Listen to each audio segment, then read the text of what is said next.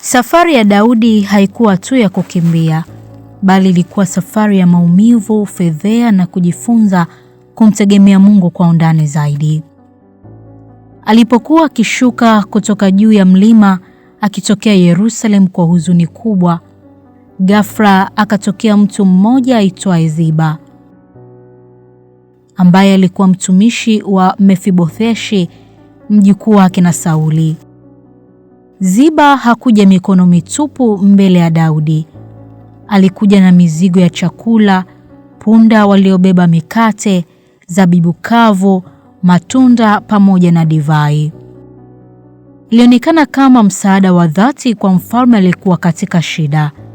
Daudi akamuuliza kwa mshangao, "Kwa nini umeleta haya yote?" Ziba akajibu kwa unyenyekevu wa maneno, lakini ndani yake kulikuwa na ujanja. Alisema chakula ni kwa ajili ya watu wa mfalme na divai ni kwa ajili ya waliokata tamaa njiani. Lakini alipoulizwa kuhusu Mefibotheshi, Ziba akatoa habari iliyogeuka kuwa kama sumu taratibu. Alidai kuwa Mefibosheshi amebakia Yerusalemu akitumaini kurudishiwa ufalme wa babu yake Sauli. Maneno hayo yalimgusa Daudi moja kwa moja moyoni. Katika hali yake ya udhaifu na kukimbia, hakupata muda wa kuchunguza kama ni kweli au la. Akaamini haraka na kwa hasira ya kimya kimya akampa Ziba mali zote za Mefibosheshi. Lakini maumivu ya Daudi hayakuishia hapo. Alipofika eneo la Bahurimu, akatokea mtu mwingine, Shimei, kutoka ukoo wa Sauli. Tofauti na Ziba, huyo hakuja na msaada. Alikuja na maneno makali kama mishale. Alianza kumtukana Daudi waziwazi. Alimtupia mawe na kumrushia mavumbi, huku akipaza sauti akimlaumu kwa damu ya nyumba ya Sauli. Alisema mateso yote yaliyompata Daudi ni adhabu ya Mungu kwa aliyoyafanya. Ilikuwa ni fedheha kubwa kwa mfalme. Mtu aliyewahi kuheshimiwa sasa anatembea akitukanwa mbele ya watu wake. Askari waliokuwa pamoja na Daudi hawakuweza kuvumilia maneno na matendo yaliyokuwa yanafanywa. Mmoja wao aliyeitwa Abishai akataka kumkata kichwa Shimei papo hapo. Lakini Daudi hakuruhusu kulipiza kisasi. Alisema kwa utulivu, kwa maumivu, "Huenda Mungu ameruhusu mtu huyu kunitukana. Huenda ndani ya hayo matusi kuna ujumbe wa Mungu kwake." Hivyo akaendelea na safari yake, akinyamaza, akivumilia, akilia moyoni. Na watu wake waliinua macho yao wakimwangalia mfalme wao, si kama shujaa wa vita, bali kama mtu aliyepitia kuvunjika kwa moyo. Wakati huo huo, Yerusalemu, Absalomu alikuwa ameingia mjini kwa nguvu. Alipokelewa kama mshindi. Pembeni yake alikuwa Ahithofeli, mshauri mwenye akili kali sana. Na ghafla akaonekana pia Hushai, rafiki wa Daudi, lakini sasa akijifanya kuwa upande wa Absalomu. Absalomu alishangaa kidogo kumwona Hushai. Akajiuliza kwa nini amemwacha Daudi. Lakini jambo hilo halikuwa ni gumu kwa Hushai. Kwa ustadi mkubwa wa maneno akajionyesha kuwa yuko upande wa mfalme mpya. Lakini ushauri wa Ahithofeli ukaja kama radi. Akamwambia Absalomu afanye jambo la kushangaza na la ajabu ili aweze kuchukua masuria wa baba yake waliokuwa wameachwa kama walinzi wa nyumba ya mfalme. Hii haikuwa tu tamaa au dhalilishaji wa familia. Ilikuwa ishara ya wazi kwa taifa lote kwamba hakuna kurudi nyuma. Vita kati ya baba na mwana ilikuwa imeanza rasmi. Na kweli Absalomu akafanya hivyo juu ya paa la jumba la kifalme. Kitendo hiki kilitimiza kwa njia ya uchungu maneno yaliyokuwa yametolewa zamani na nabii Nathan kama hukumu juu ya maisha ya Daudi aliyowahi kuyafanya kwa mtumishi wake. Usiku ulikuwa mzito Yerusalemu, ndani ya jumba la kifalme. Absalomu alikuwa ameketi kama mfalme mpya, huku pembeni yake akiwa na washauri wawili, watu wawili wenye akili lakini waliokuwa na nia tofauti kabisa.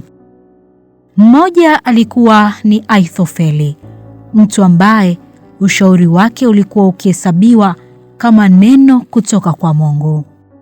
Na mwingine alikuwa ni Hushai, rafiki wa Daudi, lakini sasa yupo humo ndani kama mpelelezi wa siri. Ahithofeli akasimama akatoa pendekezo lake. Hakutaka muda upotee bure.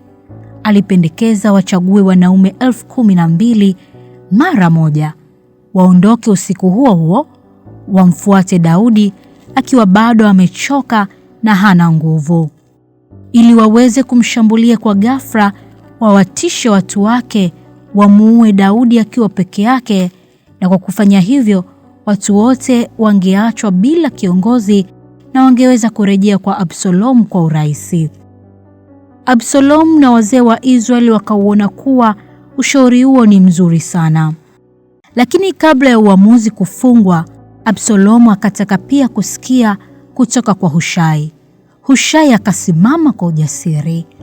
Akajua hii ilikuwa nafasi ya kuokoa maisha ya Daudi. Kwa utulivu na hekima akaanza kuzungumza. Safari hii ushauri wa Ahithofeli si mzuri, alianza kwa kusema hivyo. Akaanza kumchora Daudi kwa picha ya kutisha, akisema Daudi si mtu wa kawaida, ni shujaa wa vita mwenye uzoefu mkubwa. Alisema pia kwamba watu wake ni wapiganaji waliokasirika kama dubu aliyenyang'anywa watoto wake. Akamwambia kuwa Daudi hawezi kulala mahali pa wazi, amejificha mahali pa siri. Hivyo kama wakishambulia haraka na wakapata hasara kidogo tu, habari zitasambaa kwamba jeshi la Absalomu limeanza kushindwa. Hapo ndipo Hushai akageuza kabisa mwelekeo. Akapendekeza kitu tofauti. Akusanye Israeli yote kutoka Dani mpaka Beersheba, jeshi kubwa lisilohesabika, kisha Absalomu mwenyewe aweze kuongoza vita. Kwa maneno yake akaleta picha ya ushindi mkubwa na wa kujivunia. Badala ya shambulio la haraka, Absalomu na watu wake wakasikiliza.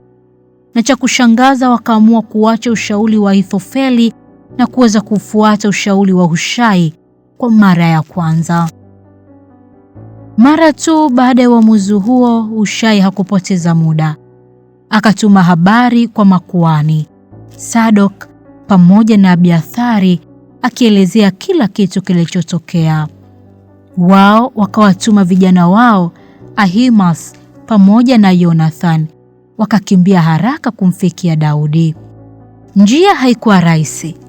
Walionekana njiani, wakalazimika kujificha kisimani, wakafunikwa kwa hekima ili wasiweze kuonekana na mwanamke Msamaria.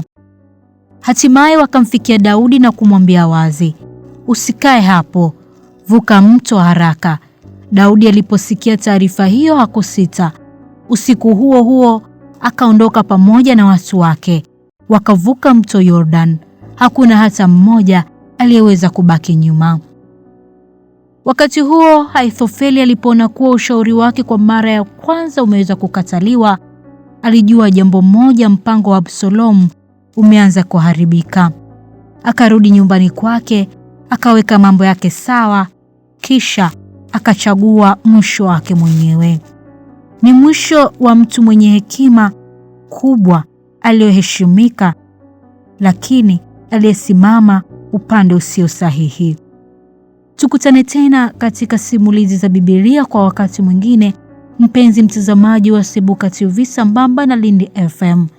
Pia usiache kufuatilia mitandao yetu ya kijamii, Facebook, Instagram pamoja na YouTube channel tunapopatikana kwa jina la TV Sibuka EAGT. Langu jina ni Dorcas Safili.